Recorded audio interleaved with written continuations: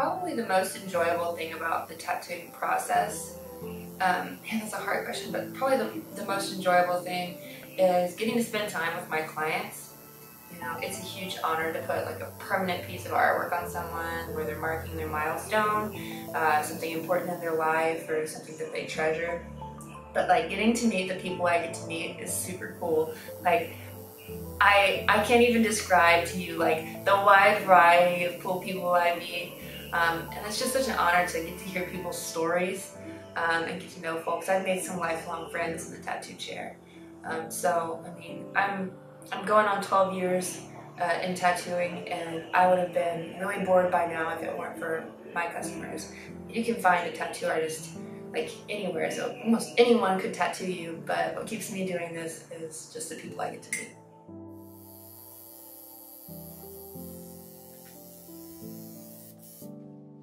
I became a tattoo artist because I needed my artwork to work out for my life.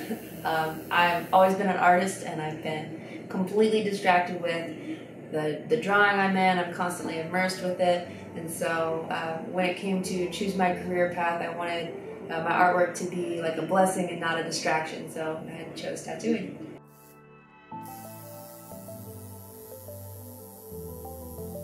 When I got my very first tattoo, technically it was one that I did for myself.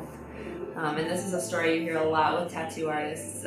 I wasn't licensed, and I tattooed myself in the floor of my bathroom. So I sat on the floor of my bathroom and tattooed 3 little like ants on the arch of my foot. It was like so painful too, because I was using one of those like stick and poke methods. So it was like so slow. It took like a whole hour, and each one was like this big. So I barely had anything to show for it. And what's funny is later I ended up covering up that tattoo because it looked so bad once I became licensed. And but while I was wearing that ants tattoo, everyone was like, "Why do you have spiders on your feet?"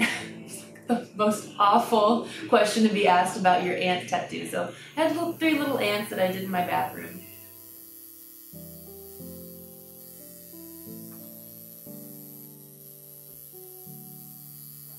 When a customer asks me for a tattoo, most of the time they've checked out my portfolio and they know what my artwork looks like.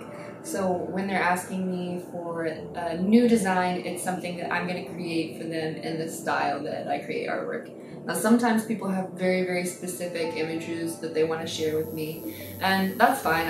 I usually like to incorporate what they're asking for, but inevitably what always happens is my hand, the way I make artwork, always influences the art. That and the way I think, you know, sometimes I'll be on my way to my tattoo appointment, like driving to work, and I'll have an idea on the way to the appointment, and I'll say, "Hey, what do you think about this?" It's just kind of like random shower thoughts, those deep shower thoughts you have, like driving thoughts. And so usually my creativity is a pretty big influence piece in the artwork, but most of the time my clients are really good about expressing what they want before they have me do their tattoo permanently.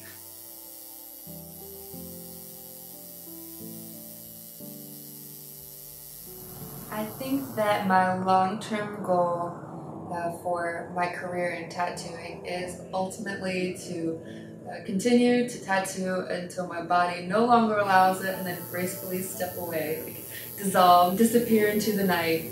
So I just want to be your friendly, like neighborhood tattoo artist.